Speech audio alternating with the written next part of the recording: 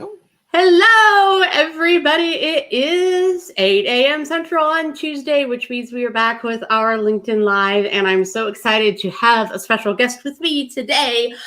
So everyone, please give a big welcome to Marie of Prime Alchemy. She is an expert in training and meetings and leadership, particularly to gamify is one of the words that you kind of use, right? Experiential learning design, which I think is totally fascinating and absolutely necessary, particularly in this virtual world that we are in. So welcome, Marie. What else do you want to say about your company or how they find you? I can put, is it just primealchemy.com? Is that what it is? No, it's theprimealchemygroup.com. Prime Alchemy. Yeah. Although we do own Prime Alchemy, but we're not using it right now. Well, thank you for having me, Allison. I love the show and I love watching it. Usually around the time that it normally airs, I'm either getting ready for work, so I'm like in between watching it live. But one thing I'd like to say is that we've been really working a lot with virtual teams and hybrid teams. And hybrid is really that mix of virtual and in-person groups. And so, yeah, that's pretty much, we do gamify. We do a lot of work with helping people figure out how to navigate the virtual world in terms of meetings. That's the big thing that people call us for. Mm-hmm. Is figuring out how to navigate meetings. I mean, everyone struggles with it. Everyone's on meetings all the time in this modality, so they're sort of stressed out about it. Yeah. What's the I guess what's your number one thing that you tell everybody about those virtual meetings? Is there a kind of a common denominator that everybody just needs to know, and we should do our duty to society and by sharing this with them? Yes. Well, there's two things that if people would either one, start doing it, and two, stop doing the other, life would be better. So the thing that people need to start doing is actually sending out the agenda with the meeting request. Because that gives people an opportunity to figure out, do I really need to be at this meeting? Because we get into this space where we want to invite everyone and their mother to a meeting. And a lot of times we don't really want our mothers to show up at our meetings. So, it's one of those things like, does she really have to come? So in all seriousness, it's putting the agenda in the meeting request.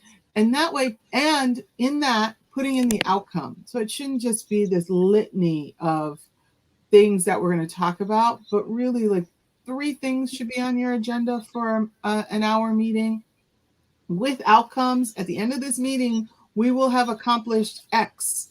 So the other people need to stop doing is writing novels as agendas. You're not gonna do all that stuff. Why are you telling me there's 20 things that are going to happen in an hour meeting and there's 15 of us in the meeting? Really? I don't think so. How do you handle facilitation with them? One of the questions I get, I suppose, because of the body language side is, how do I know when somebody wants to talk, or how should I facilitate kind of the hand raise idea during a meeting? So what's really interesting with that is that, one, everyone has to have their cameras on. So that kind of helps with I have to see you to know what your body is doing. That's the big one. So that's one. Two, really, I think what's really good is that the facilitator themselves needs to be like eagle eyes. They need to pay attention to, if everyone has agreed to a hand raising situation, that you need to watch for people to have actually raise their hand.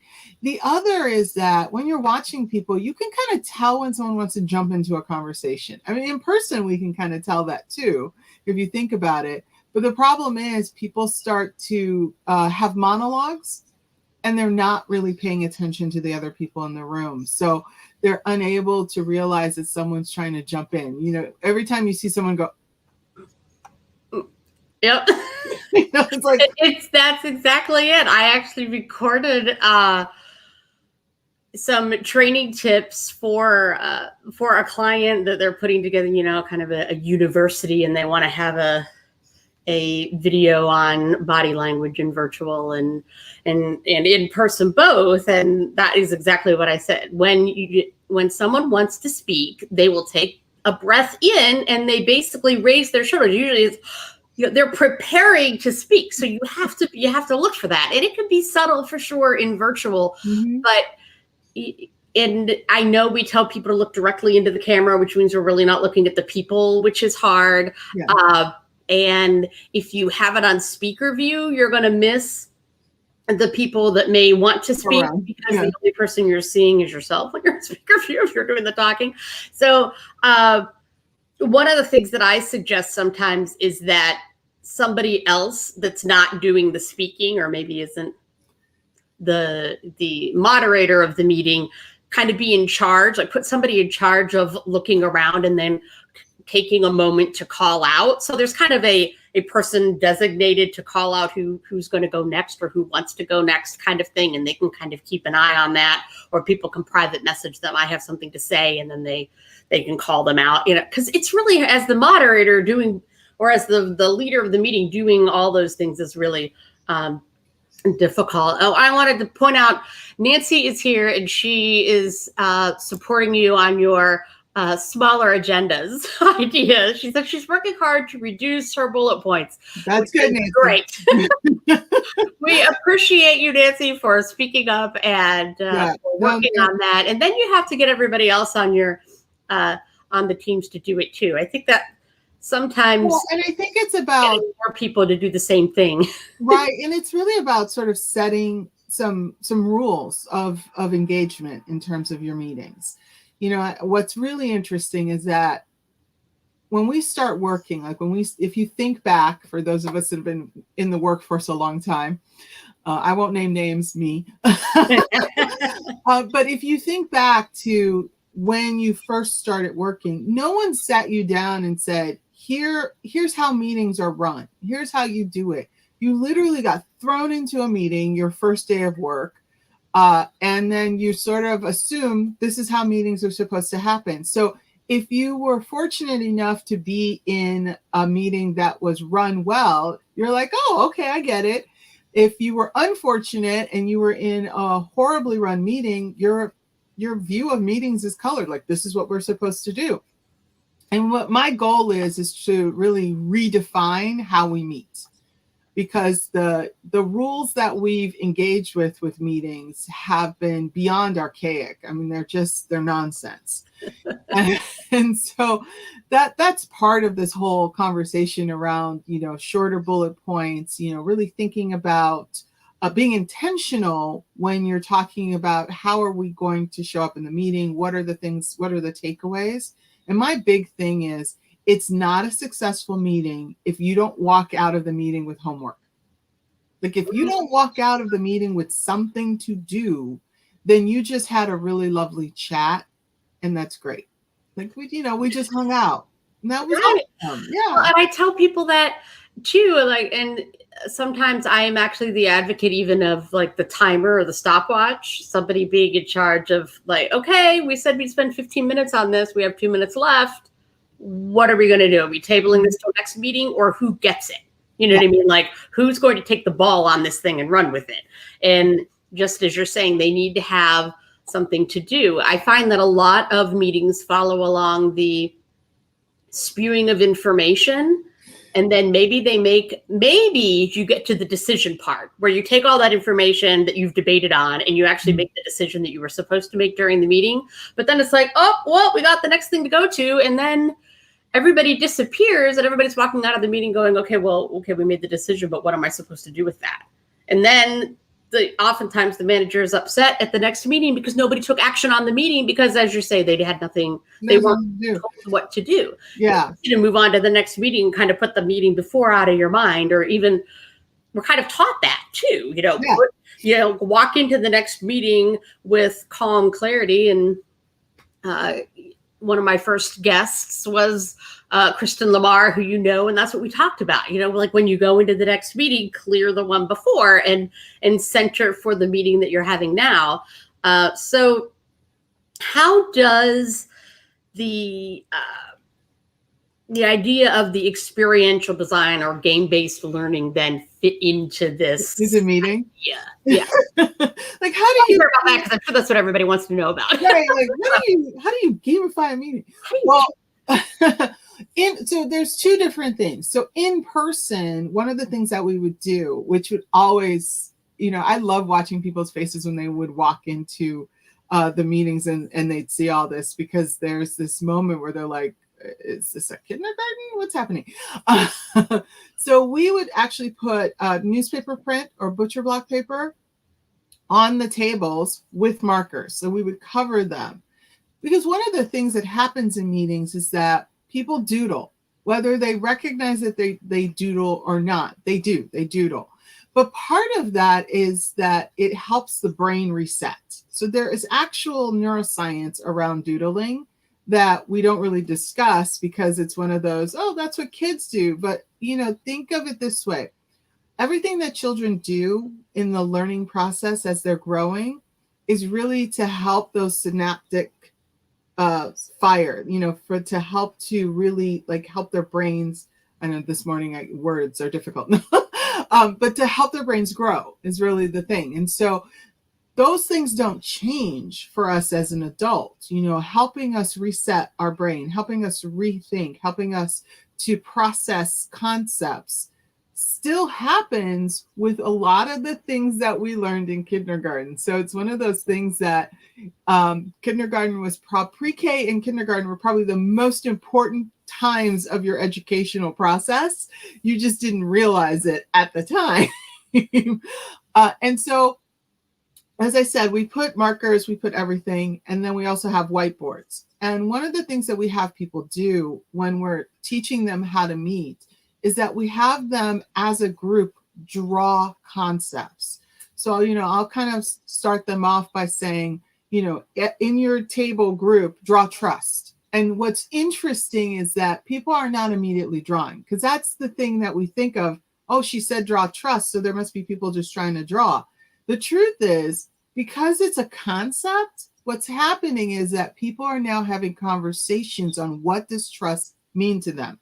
So I don't have to actually say to them, what does trust mean to you? Because now all of a sudden people are thinking these lofty, like I need to give her, the Webster dictionary so I sound like I'm a Harvard grad. No, when you say draw trust, now people are really thinking about, what does that really mean to me? They're tapping into the emotion of trust, because they got to figure out how they're going to do it in picture form. And so what happens is these amazing, rich conversations, for example, around trust, and then somehow they figure out as a group how to draw it. And the reason why I do that is to get them in this modality of actually talking to each other, because that's what meetings are about. A meeting should be conversations that are interesting. I can spend 2 hours watching a movie and be fully engaged in the movie, and jump at the right time, or fall in love with the characters at the right time. But yet you walk into a meeting where it's not passive, because a movie's passive, and you're like, kill me now, just kill me now. You're like, this is so boring. Save me from this. Yeah, save me from this meeting. And yet it's an opportunity for really dynamic action for you to be part and participate. So that's part of it, is we sort of retrain people on how to think as they're in a meeting, that this is supposed to be action based. It's supposed to be where you're having real conflict, like we're having a discussion, and we shouldn't always be agreeing upon things. We should be really sort of going, no, this is what I think, and really getting into it. And so the drawing helps, because people are so focused on, I don't know how to draw, or I can't figure out how to draw. They're less focused on having the authentic conversation, and that's what's actually happening. So how does that translate into outside of a training session? Is that when you're dealing with a difficult concept in a meeting, it's good to have people stop and ask them to draw what their opinion is. Because that will actually help them begin that conversation. And translating that into the virtual world, because in the in-person world, I can peek over your shoulder and go, I don't know if I agree with that. Or I could be dynamically like leading the conversation of we should do this or that. But in the virtual world, what I have people do, and Zoom has it, you have a whiteboard function. So getting people to annotate, getting people to write on PowerPoint slides what their thoughts are, engages them in the meeting. Having people in breakout rooms where they can sort of hash out concepts is also important. And the other thing I say about meetings is that if it's just an information dump, send an email. There's no point in having people trapped in a room for an hour, unless you're trying to murder them, which is fine. Right. I'm not going to judge your motive, right? Yeah, I mean, I'm not going to judge your motives of trapping people in a room and then dumping information on them. Like, if that's how you want to kill them, that's cool. But seriously, send an email. And then always I get someone in the audience that says to me, okay, but if I send an email, no one reads it.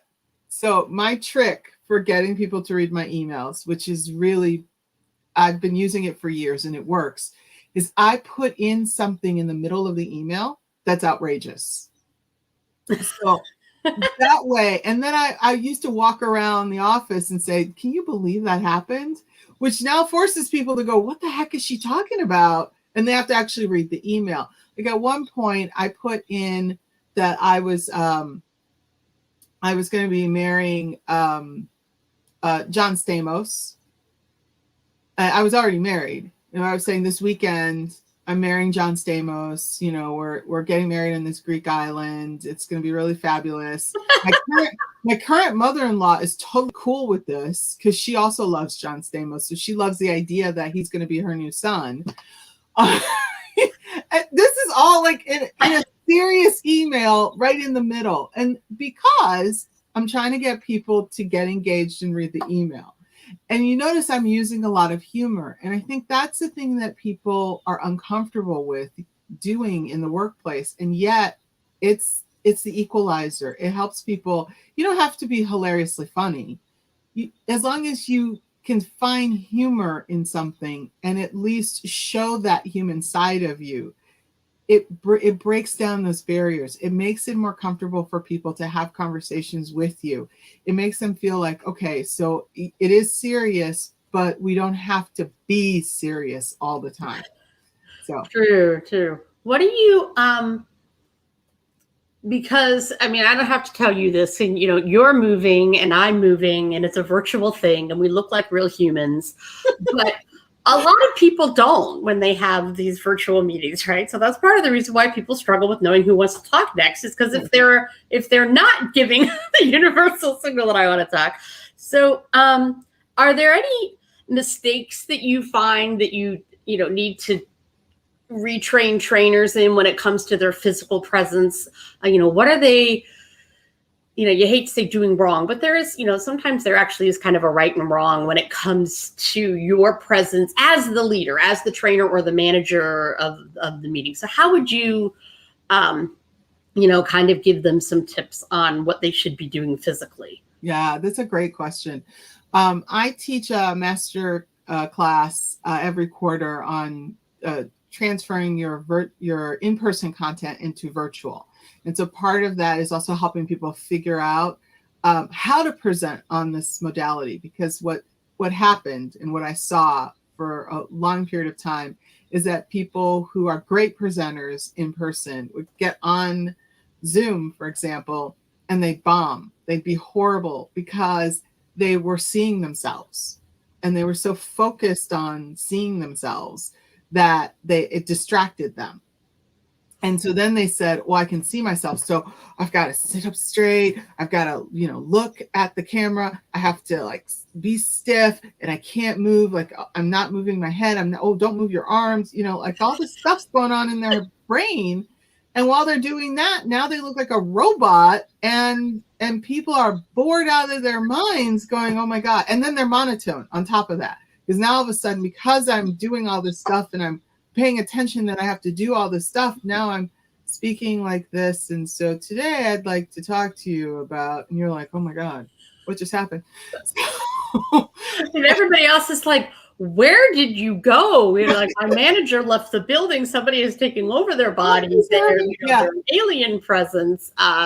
What has Zoom done? What has Zoom done to you? And partially why I think Zoom got this bad rap, particularly, and why people are touting Zoom fatigue and all of these things. It's just for what you're saying. We don't look like humans. We're not really connecting through the screen. The meetings are too long.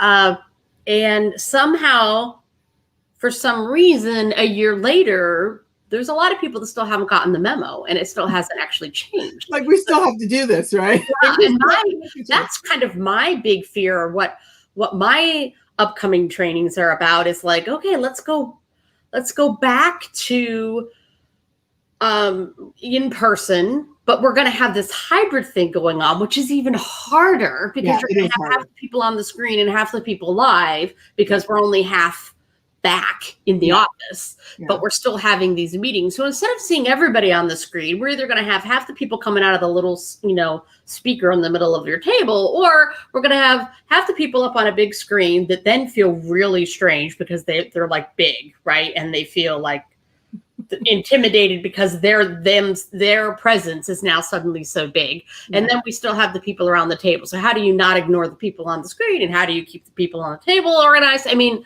I think, and we're going to be like this for a while, and Zoom isn't going away. How many companies hired people from across the country because we had a year and they were like, oh, this is actually kind of working. We could get this best expert. But the best expert happens to be in California, and our home base is Detroit or Boston or something. Well, you're not going to see them every day. So this is going to last forever. And, or at least, pretty much probably forever. Well, let me address the what do you do when you're presenting, if you're stiff, and then, I'll circle back. And then we'll get around to all that other stuff. the hybrid situation, because it's real and it's important to address. Well, one of the things is, nice enough, Zoom figured out that people got nervous looking at themselves. So they have created an ability to stop looking at yourself. Like, you can literally, turn yourself off, so to speak.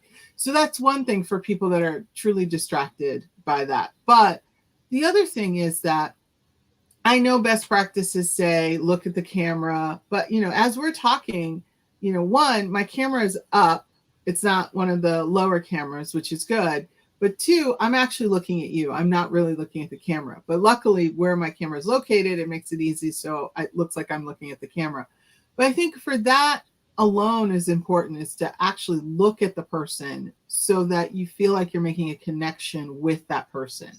And so I think that's one of the big tips is, even though everyone says, look at the camera, I say, look at the person you're talking to, forget about where the camera's at. And you'll find yourself, if you're looking at that person, less focused on yourself, because now it's about this conversation that we're having. So that's one thing that I say to leaders, is that when you're doing your one-on-ones, this is actually a great modality to do one-on-ones with people. And you should be doing those weekly. But look at your team members. Don't worry about what you look like. No one cares. I promise you, no one cares. And I think that's the other thing, is that because, again, we're not used to seeing ourselves, we don't realize the weird things that we do. When I present in person, there's not a mirror that's showing me what I'm actually doing. So I'm much freer and I'm a walk around the room. I'm like one of those people that's really like all over the shop when I'm presenting. And so with this, meetings are difficult for me in the sense of I'm used to moving around, and now I'm sort of like, I can't really move around because I have to stay in front of the computer. And you see my hands are moving. So I'm one of those people that's a hand talker. But I've also recognized it's okay that I'm seated or I'm standing in one place. I just have to focus on the people and worry less about what's happening with what I'm doing. And that helps me be able to set up the situation. And I think with hybrids, which is going to happen, and it's going to be forever. Like, anybody that thinks we're going back to the way it was in 2019, you are living a delusion. Like, this is our life. Our life is going to be a hybrid of virtual and in person. That's how we're going to move towards everything. And that just means the technology is going to have to get better at being able to have massive people on screen, the leader or the presenter in the front of the room and people in front of them. We're just going to have to get used to that. We're just going to have all these different options that are going to happen. And we're going to have more producers. Like, there's a job out there that is new and exciting, people. And it's about being a producer. And I actually produce for people in this modality right now. But I think there's really something that's going to be a really full-time person producing these meetings, so that you can focus on whatever you're presenting, and that there is someone there that's helping you navigate the people that are virtual and the people that are in person. So this is that IT person is critical at this point to fix things. It shouldn't be the leader's job when somebody says, I can't hear you, or something's glitchy. Like, there really does need to be that outside person. And I think virtual conferences and the larger meetings quickly realized we can't do without a facilitator. Right. And the other job that I see out there for anyone listening that wants to kind of leap in with both feet quickly in this realm is, I think, the MC of your virtual events, because I think that's an unsung hero, somebody who honestly isn't paid enough very often.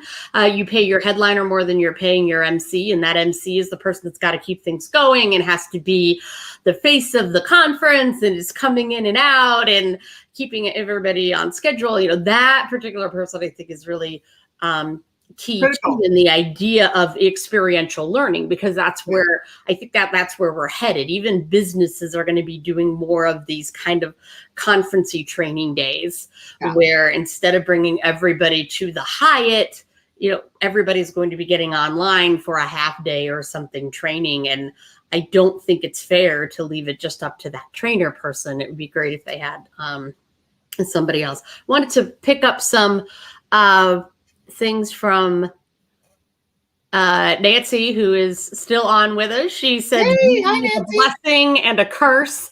And she also said, wow, a third of her team is in other countries. So that's another whole thing too, right? Like, you might be dealing with different cultural attitudes, body language, preconceived notions, different accents, just verbally, how people sound when they're speaking English coming through here. So all of this training is super important. And I think in a lot of ways too, and I don't know whether you're finding this, that we shouldn't just hold on to it for the managers. Like, we should let it trickle down into other folks as well, because those people may be promoted into management, and they missed out on that training. And Nancy's point about her team has been hybrid for a while. A lot of people are on hybrid teams. 20 years ago, I was on a hybrid team, and then I led a hybrid team. So the concept of hybrid teams, as Nancy said, is not new. It's just going to be more commonplace as we move into the future. And your point that you made earlier about the fact that now I can hire somebody from anywhere in the world. Like, now I can hire somebody who is an expert, or who's qualified, or who has the right cultural fit, and they don't have to physically be in the same city as I am. And that's a wonderful blessing, and it's also a curse. And the blessing part is that it opens the door for people to really stay in small towns that they love and be able to work in New York, as an example, or London or Paris, but still be in Paris, Texas, as an example. But the curse of that is, it now means that we can't be xenophobic. We cannot be, as a global citizen, afraid of other cultures, afraid of other customs, and ignorant of those customs and cultures. And so that means that we really have to be able to understand our coworkers who may not, their native languages may not be the same. Their, their cultural experiences at work may be different. We have to learn about each other. And so that's where this concept of building trust is so important. It's the foundation of any great team, is a team that trusts each other. And it's not about predictive trust. It's about vulnerable based trust, that I am comfortable having a real conversation with you, getting to know you as a person so that we can work together and get results together. And it doesn't matter if you're Sri Lankan and I'm Chinese. That doesn't matter. What matters is that we are connecting on a human level, and we trust each other, and we hold each other accountable, and we're committed to the work that we do as a team. And so it's going to take a lot more work to get there. And it's going to take people realizing that the skills of leadership are not just for the leader, like you said. It's for everyone on the team. And that's why when people ask me, like, why don't you do leadership training?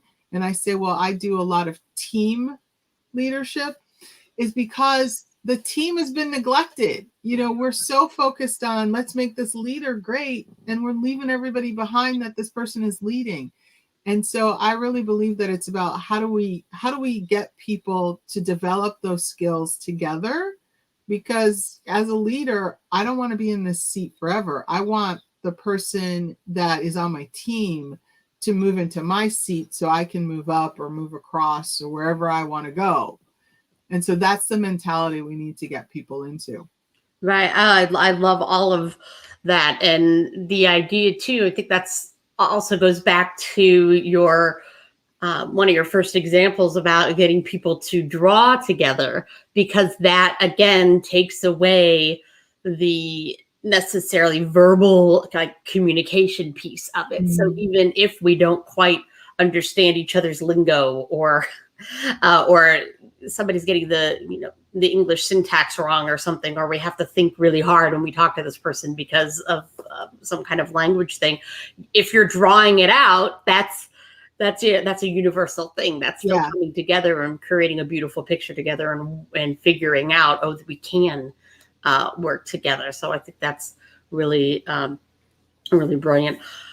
Just a couple minutes left, because I don't want to take up an entire hour, but I was curious, since it is, after all, Women's History Month, and we are celebrating women, and if there is a female, I hate to say female mistake, but is there a difference between gender leadership and maybe there isn't, maybe that's bunk in your opinion. I'm totally open for that too. But, is there something that you're seeing, or is there a way that women's empowerment, I know, gets a lot of buzz and gets overused as that word, but is there something, I guess, in leadership to help women take their rightful place, or to have more confidence? I love this question, because I've been really getting ticked off lately about, I've been hearing people talk about this concept of feminine energy and male energy. And I do believe that there's feminine energy and there's male energy. I'm not saying that that's what's ticking me off. What's ticking me off are people saying that male energy is about getting results and female energy is about this fluffiness. And that is like, what are you smoking, people? So I think what the reality is, if you remember the Chinese symbol of the yin and the yang, that's the reality of male and female, is that we contain both of those energies inside of us. Not to sound woo-woo, but that's the truth. We have aspects of our personality that have been labeled male, and we have aspects of our personality that have been labeled female. And I truly believe that those are just artificial labels. The truth of the matter is that when women lead, they lead in their whole self, because we haven't been conditioned to think that it's about a zero-sum game, and we have to trounce on the opposition. We've actually been sort of conditioned in a good way that it's about win-win, and it's about how do I work with you. The problem is, and this happened when women entered the workplace, is that we were sort of told that we had to behave like men. What was told to us as men, right? And that meant that we had to then kind of trounce on people and not bring our natural inclination to collaborate and to work with each other and to win with each other. And what's also happened with that is that then women thought, well, I had to struggle so hard to get to this position. They sort of left behind other women, which is such a shame. And so what I want to have happen this month of Women's History Month is that women can sort of take back the ownership of, we as women need to support each other. We need to look around the room, and if there's not another woman in that room, we need to figure out a way to get another woman into that room, because it's not a zero-sum game. It's not about if I have a seat at the table, it means that if I bring someone else, I lose my seat. No, it just means I now bring another chair to that table. It's not about taking away seats at that table. It's about how do I make that table bigger so that other people get to sit at that table. And I think as women, we need to start bringing this back and owning the fact that we are responsible for making sure we're not the only person at the table, that there are other people that look like us, other people that have the experiences that we have and have different experiences from us. So that's my big thing, is that I want women as leaders to start looking around and saying, okay, how do I get more young women at this table, more older women at this table, women at this table? Right. Come on. Right. And I think really that you're right. The mistake, if there is any, is just from a past preconceived notion, right, of what this looks like, or what we have to do, and those sort of things. And I do see, women, I would call it out, women, we have some biases for other women. Let's face it. We have to get over those biases. If we think somebody is taller, leaner, prettier than we are, or whatever, that's a real thing. We have to examine ourselves and go, okay, did you not invite them to the meeting because they really didn't need to be there? Or did you not invite them to the meeting because you were a little bit intimidated by their loveliness? Some of those things. And so, I've been telling my female executives all the time, like, you got to keep it open, ladies, right? Yeah. Regardless, and we have to keep this upper part moving, because that's the part that shows the collaboration and the caring, and it's what you can see in the, in your box. So, keep those signals going to encourage the other women to feel comfortable at the table, because you are also there for the first time. And other people, when you ask them to join you for the first time, don't do it out of tokenism or something like that. Right. Please let us get beyond that. But once they're there, like, don't ignore them. Right. You invited them, so make them feel welcome. And sometimes I think there's this little bit of disconnect, like almost like I did my duty, like, check, I invited, this younger woman, or, she's been assigned to me as a mentee, which we're not even going to get started there, but an assigned mentor. Yeah. I'm not going to go there. But so I brought this one, I invited her to the meeting. Now, also that next step of making them feel warm and heard, ask them for their opinion. Don't just railroad over them or assume that their opinion is the same as yours, because right. They share the same, chromosomes or whatever, So awesome.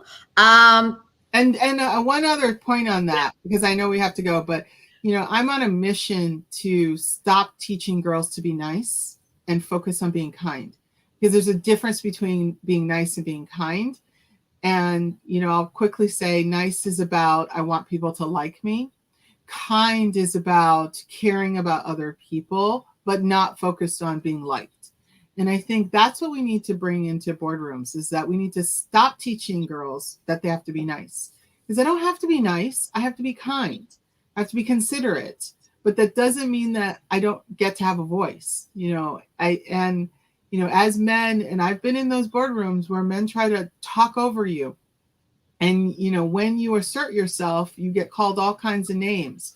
But I still believe that you can assert yourself in a kind way and still be heard and not trample over people. And it's, in the beginning, it's a battle, it's a struggle, but you have to be willing to get past this idea of, I want everybody to like me. I want to be nice. I want to be kind, but I also want to get things done. Yeah, well, that's a whole conversation in of itself. We'll have to have you back to talk about that, because you're right, that's a big one. So everybody out there, I'm sure you can see the brilliance that is Marie, and that Prime Alchemy should be a part of your plan in 2021 to get your teams functioning in ways that they haven't before, because as we know, all of that efficiency and things, all that does is come down to your bottom line, and you make more money if you spend less time in meetings, right? And if the meetings have a purpose and people come out of the meeting with something to do, and they have had a voice and they feel heard, and and managers feel confident and know what they're doing. So all of those things have to come together in order to really take that next step. So when you're thinking about training, think about Marie and connecting with her. She's all over the place. You can find her on LinkedIn. Obviously, we're friends. So if you're friends with me or whatever, you can always get to her. And so definitely look her up, theprimealchemy.com, right? Or no, theprimealchemygroup.com. Group.com. Group.com. It'll be in the notes at the bottom of the thing. For sure. The right link. Don't worry about that. So thank you so much for being my guest today. And thanks for those of you in other modalities. I saw some people on my side who had joined but just decided not to speak up today, I guess. So maybe you were driving in the car or something, who knows.